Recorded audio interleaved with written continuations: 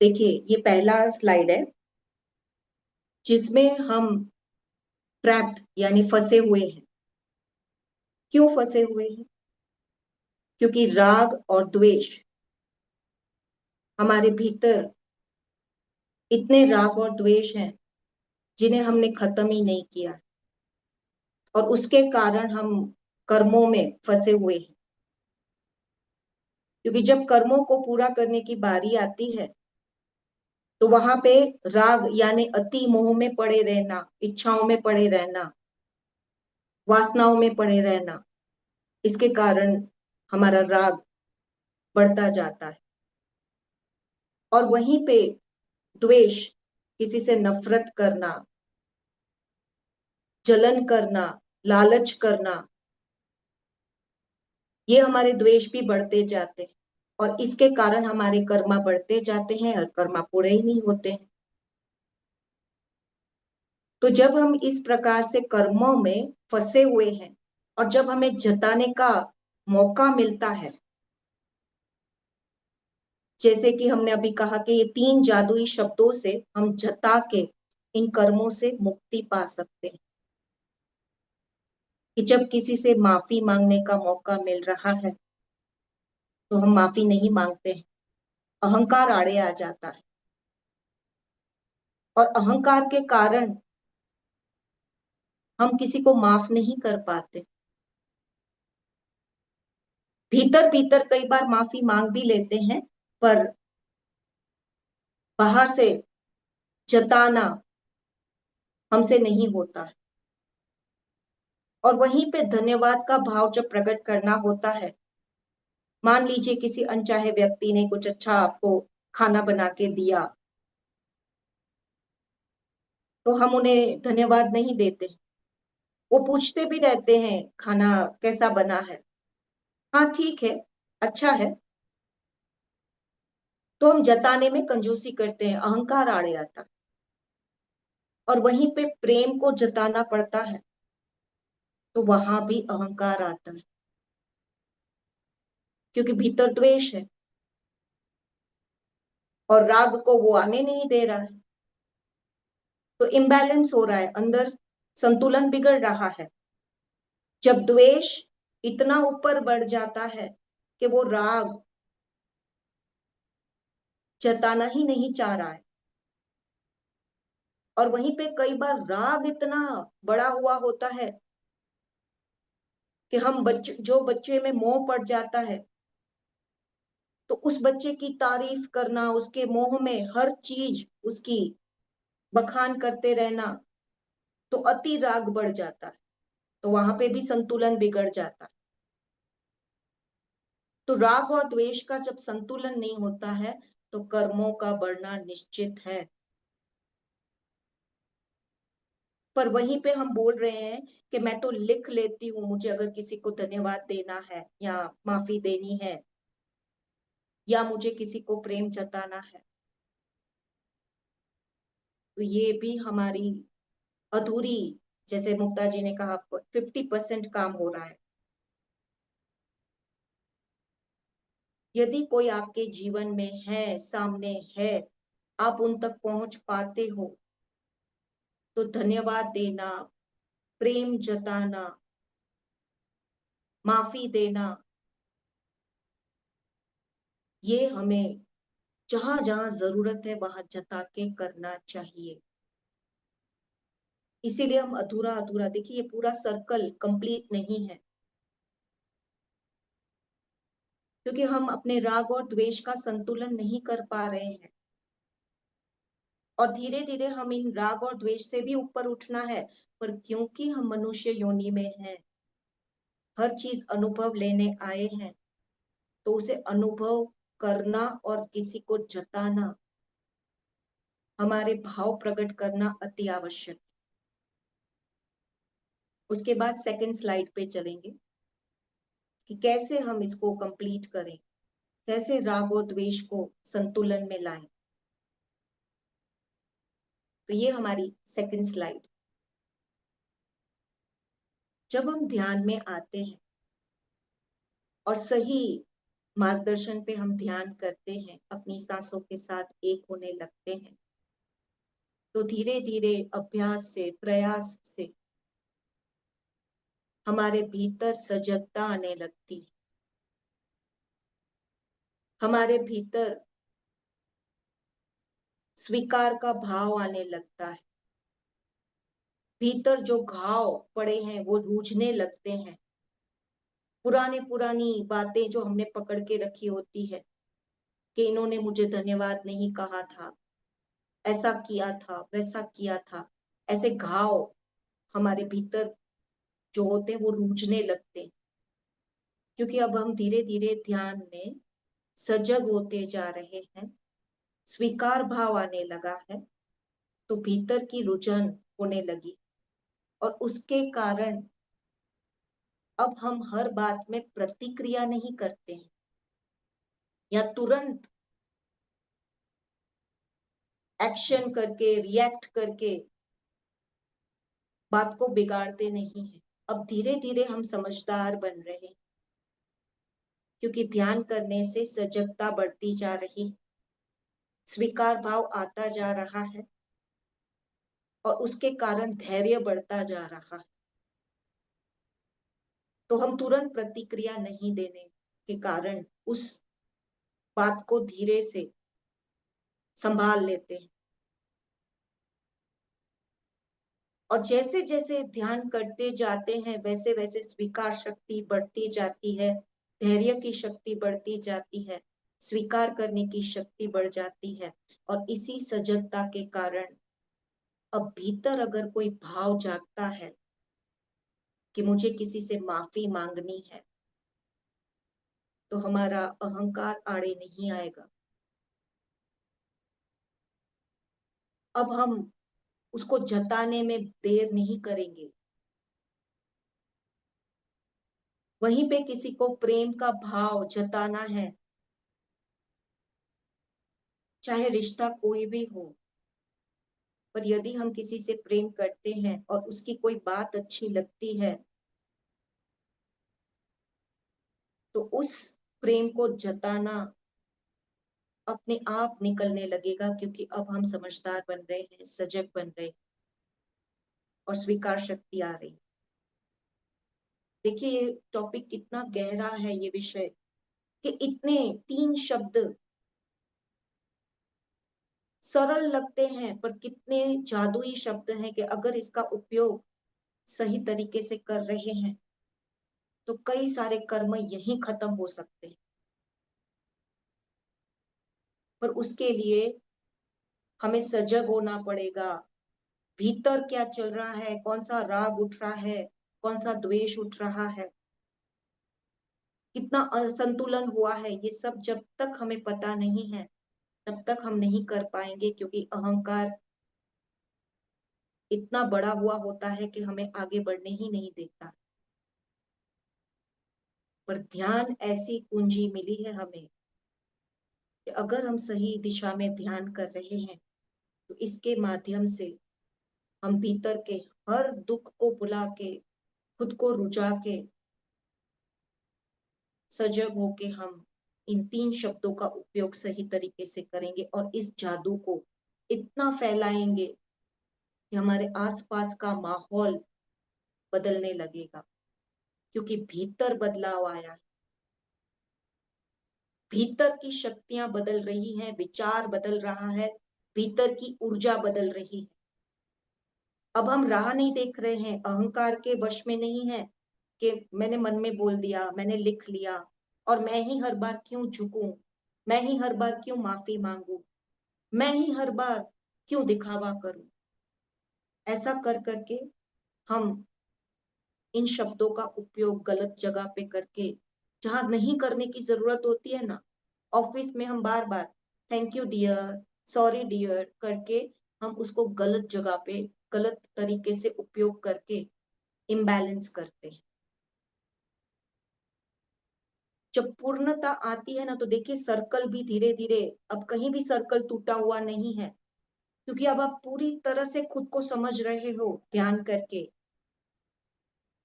कि मैं कहाँ गलत हो रही हूँ।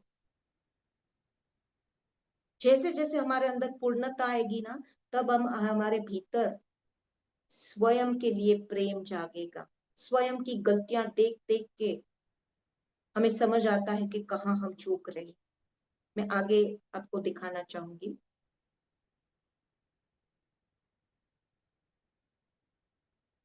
देखिए, जब पूर्णता आने लगती है ना, तब सबसे पहले प्रेम स्वयं के लिए जागता है। सबसे पहले हम स्वयं को स्वीकार करना सीखते हैं, स्वयं की गलतियों को स्वीकार करना, स्वयं के भीतर के अभाव को स्वीकार करना,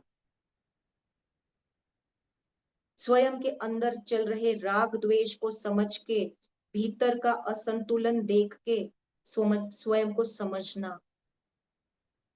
और जब वो स्वीकार शक्ति आती है ना, कि हाँ, मेरा अहंकार आता है तो मैं किसी को माफी नहीं मांग पाती हूँ, धन्यवाद नहीं दे पाती हूँ, तो वो कमी मेरे भीतर है, क्योंकि मैं भीतर खुद को स्वीकार नहीं कर पा रही। जब स्वयं के लिए प्रेम जागता है ना, तो स्वयं के अभाव, स्वयं की कमियां सब जब देखते हुए भी हम जब स्वयं को स्वीकार करने लगते हैं, तब धीरे धीरे स्वयं के लिए करुणा और प्रेम जागने लगता है। और वो पूर्णता आने लगती है कि मैं भी तो मनुष्य योनि में आई हूं, मुझ में भी तो कमियां हैं। जब मुझे किसी का प्रेम चाहिए, एहसास चाहिए, मुझे किसी की माफी की अनुभूति चाहिए, मुझे भी किसी का धन्यवाद चाहिए, जब ये मुझे चाहिए, तो मैं किसी को देने में क्यों हिचकती हूँ, या किसी के सामने मैं क्यों ऐसा महसूस करती हूँ कि मैं क्यों झुकूं। जब ये मैं आता है ना, तब हमें झुकने नहीं देता है वो मैं। इसीलिए हमारे संसार में, हमारे रिश्तों में अधूरापन होता है, कि हम रिश्तों में भेदभाव करते हैं। बेटी होती है तो बेटी को, बच्चों को, मेरा बच्चा अच्छा, मेरे बच्चे को ये आता है, हम करते नहीं थकते हैं। पर वहीं पे अगर किसी और का बच्चा हो, ननंद का बच्चा हो, जेठानी का बच्चा हो, तो हमें भेदभाव आ जाता है। कितनी भी उनमें काबिलियत होगी, हम उन्हें प्रोत्साहन नहीं देते। हम उन्हें, अगर उन्होंने कुछ भी गलती करी होगी ना, तो बढ़ा चढ़ा के हम बोल देते हैं कि उसने ये किया। यहाँ कोई अच्छा भी काम कर देते हैं ना, तो फिर हम उस बच्चे को धन्यवाद नहीं देते हैं। सोचिए आप, हम बच्चों में भी भेदभाव करते हैं, जबकि वही सब चीजें हमें चाहिए। स्वयं को प्रेम करते हैं ना, तो हमें ये सब अनुभूतियां चाहिए। पर जब तक आपने दूसरों को ये चीज नहीं दी है, तो आपको कैसे मिलेगी। ये जो 3 मैजिक वर्ड्स हैं, ये ऐसे ताकतवर शब्द हैं कि यदि आपने इसको हर रोज जताना शुरू कर दिया, बोलना शुरू कर दिया, सिर्फ लिखना है, प्रार्थना करना, ऐसा नहीं। हर व्यक्ति जिसके लिए वो लायक है, उसको बोलना अति आवश्यक। तब ये होता है जादू। पर ये तब होगा जब आप स्वयं को स्वीकार करोगे, स्वयं को प्रेम करोगे, तब उसका जादू ऐसा बनेगा कि आपके भीतर निस्वार्थ प्रेम जागेगा। पर यहाँ पे ये अधूरा है। देखिए, 2 शब्द और हैं। जब वो 2 शब्द जुड़ेंगे, तभी ये पूरा होगा। तो यहाँ पे मैं थोड़ी देर पीपीटी पहले रोकूंगी, और मैं आप सबको पहले पूछूंगी कि अब आप मुझे बताइए कि मान लीजिए कि 3 दिन से कोई भूखा है, उसने खाना नहीं खाया, और उसके आसपास बहुत सारे लोग पार्टी कर रहे हैं, खाना खा रहे हैं, आते जाते लोग गाड़ी से उतर रहे हैं, पार्टी में जा रहे हैं। और वहां पे बैठा हुआ है एक बंदा जो 3 दिन से भूखा है, वो खाना मांग रहा है। तो कुछ लोग पर्स खोल के पैसे दे देंगे, कुछ लोग बोलेंगे अरे रे बेचारा, और कुछ लोग मन ही मन बोलेंगे कि भगवान उसको कुछ दे दे, या कुछ लोग तो कुछ भी नहीं बोलेंगे, भाव भी नहीं होगा। तो अब आप बताइए किस तरह से हमें जताना चाहिए इस समय।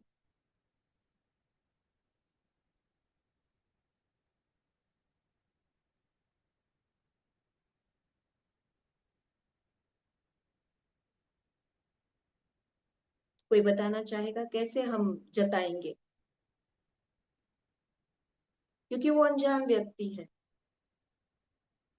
आपके भीतर किसी को दया आई तो पर्स खोल के कुछ दे दिया,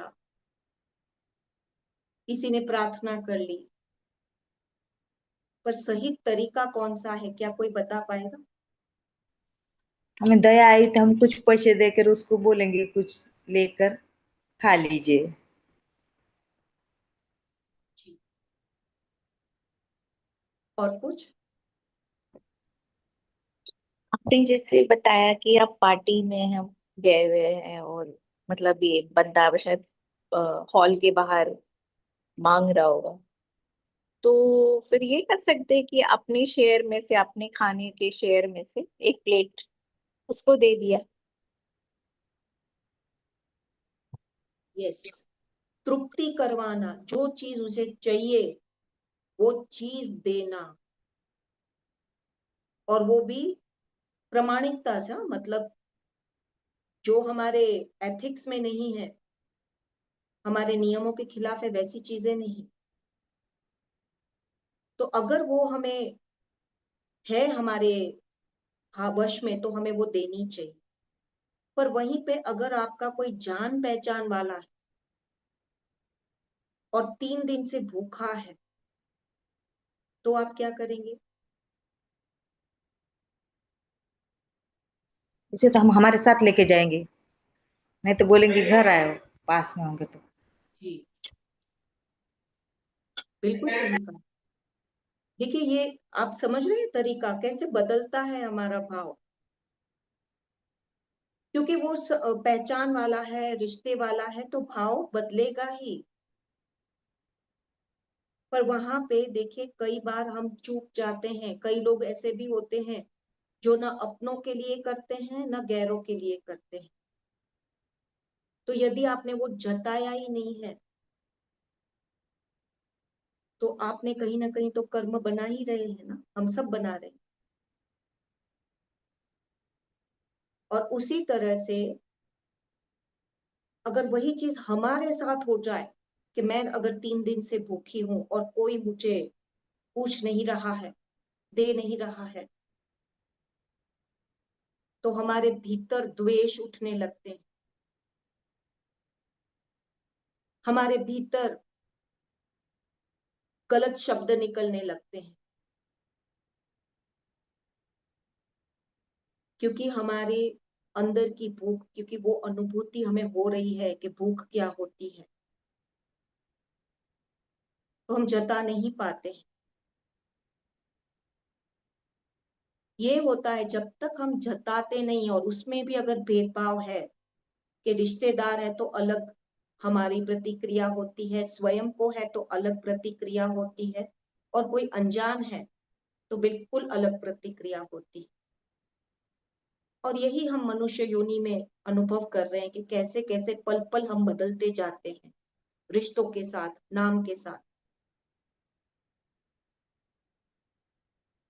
अब हम आगे पीपीटी देखेंगे कि कैसे हम इसको पूरा कर सकते हैं, ताकि हम भी अपने कर्मों को जितना हो सके उतना पूरा कर पाए। आगे इसमें मैं दिखाऊंगी कि देखिए कुदरत हमें हर तरीके से सिखाती है। ये जो मैंने फोटोज डाली हैं, ये मेरे बालकनी में कबूतर ने 2 अंडे दिए। पूरी प्रक्रिया उनकी देखिए। 2 अंडे, पहले एक अंडा दिया, उसके 48 घंटे के बाद दूसरा अंडा उसने दिया। तब तक वो अंडों के ऊपर नहीं बैठे कबूतर। उसके बाद कबूतर बैठना शुरू किया और अंडे फूट के उसमें से चूजे निकले, दो छोटे छोटे। और कैसे उन्होंने उनका पालन पोषण किया 18-20 दिन तक। रोज देखिए चोंच में खाना देना, उनको खिलाना, और अंत में देखिए दोनों को अकेला छोड़ के वो चले गए।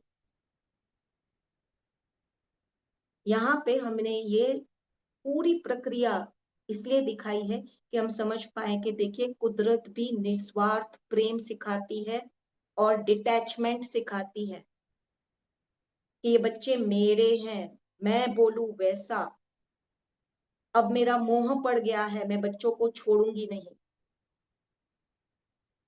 और कितना निस्वार्थ प्रेम, उनके लिए जो कर्तव्य करना था वो सब उन्होंने किया।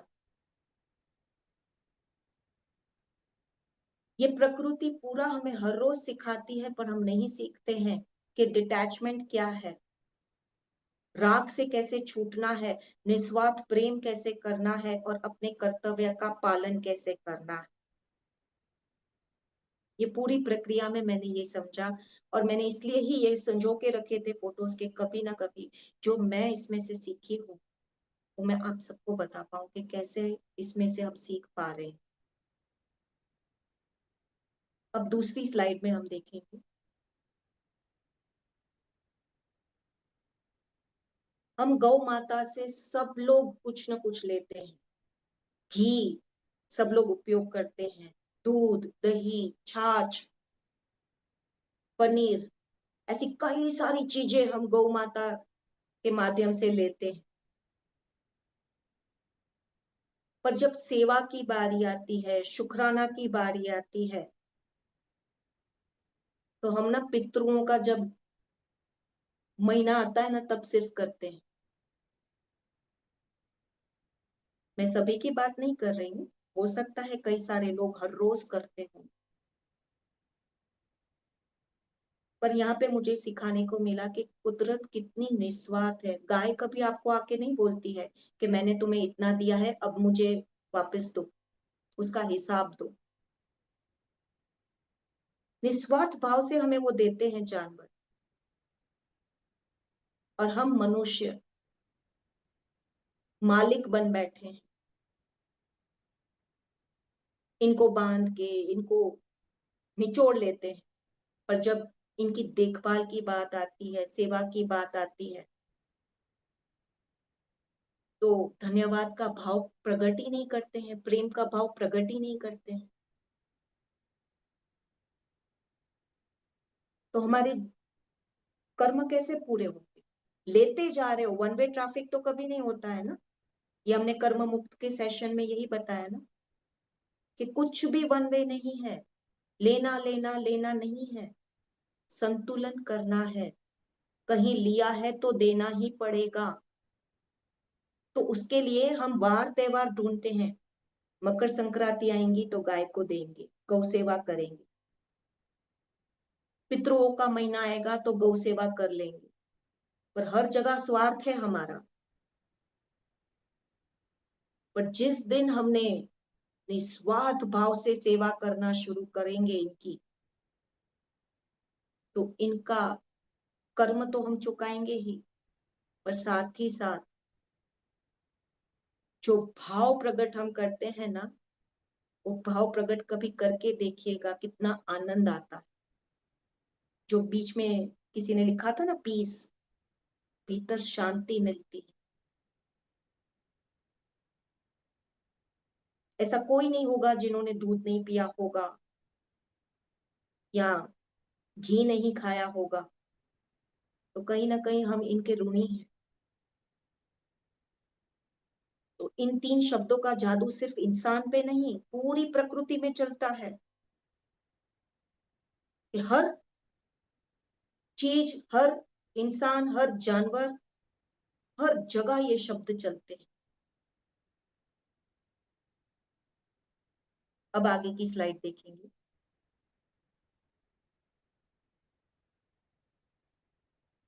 प्रेम देना, प्रेम जताना, इनसे कोई सीखे। और लॉयल्टी हम जिसे कहते हैं ना, कि ईमानदार होके रहना, इनसे सीख। एक बार आपने इनको सिर्फ कुछ खिलाया होगा या प्रेम दिया होगा तो ये भूलते नहीं है। ये बार बार जताते हैं अपनी पूंछ हिला के, आपके आगे पीछे घूम के। तो ये जताते हैं तो हमें मजा आता है, हमें अच्छा लगता है, हमें आनंद मिलता है। तो यही चीज हम क्यों नहीं करते हैं? बार बार हम क्यों नहीं जता पाते हैं प्रेम को? किसी ने एक बार अच्छा किया होता है ना, तो हम उसको उस टाइम पे शायद धन्यवाद दे भी देंगे, पर दूसरे ही पल अगर उसने कुछ बुरा किया ना, तो उसने जो अच्छा किया था वो हम भूल जाते हैं और उनकी बुराई को याद रख लेते हैं। पर इनमें ऐसा नहीं होता है। वो आपकी अच्छाई को, आपके दिए हुए प्रेम को कभी नहीं भूलते हैं। आप चाहे किसी के लिए लाख बार अच्छा करो, पर एक बार आपने किसी के लिए बुरा कर दिया ना, तो हमारे दिमाग में वो बुराई छप जाती है, अच्छाई मिट जाती है, फिर चाहे कितनी भी की हो हमने। तो यहाँ पे होता है असंतुलन हमारा। आगे का देखेंगे।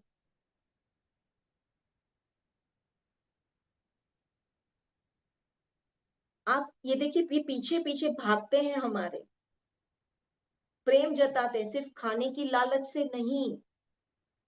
ये उनकी प्रकृति में है प्रेम जताना। और हम सबको प्रेम पसंद है, कोई हमें जताए और हमें पसंद ना आए ऐसा हो ही नहीं सकता। तो हमें खुद को भी ये पूछना है, क्या मैं जताती हूँ प्रेम? हम व्हाट्सएप पे किसी की पोस्ट पढ़ते हैं, अच्छी भी लगती है, तो आजकल तो हम वहां पे भी एक नमस्ते की इमोजी भी नहीं भेजना चाहते। तो सामने तो दूर की बात है, क्योंकि हम लोग टेकन फॉर ग्रांटेड ले लेते हैं हर चीज को ना, ऐसा समझ लेते हैं कि ये तो होती रहेगी। आगे की हम देखेंगे।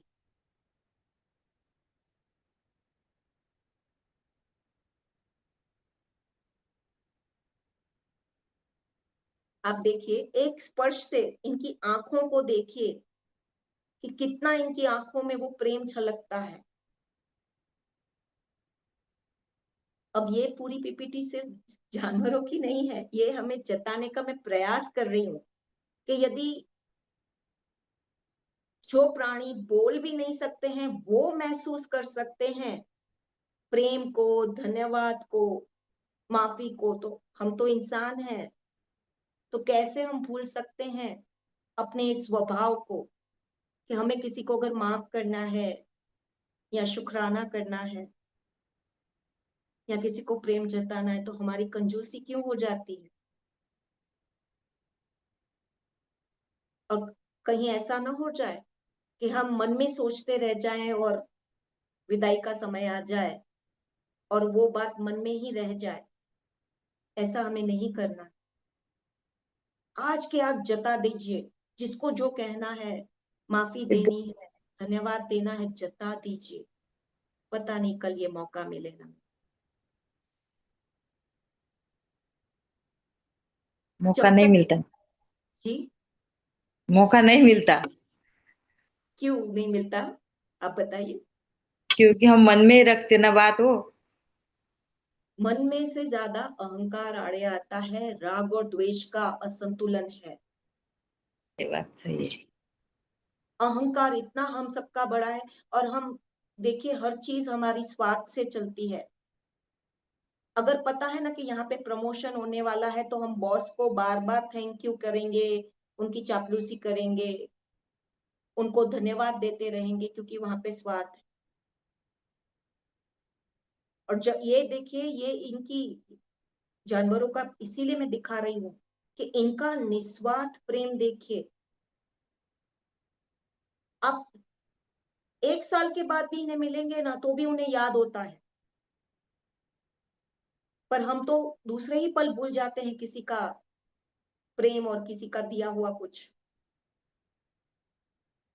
आगे हम देखेंगे कि अब हम 2 शब्द ऐसे कौन से हैं जो पूरे करने। देखिए, ये पूरा तब होता है जब तक आपके पवित्र इरादे नहीं हैं। ये 2 शब्द अगर ना जुड़ेंगे ना तो ये पूरा नहीं हो सकता है। एक है प्रामाणिकता।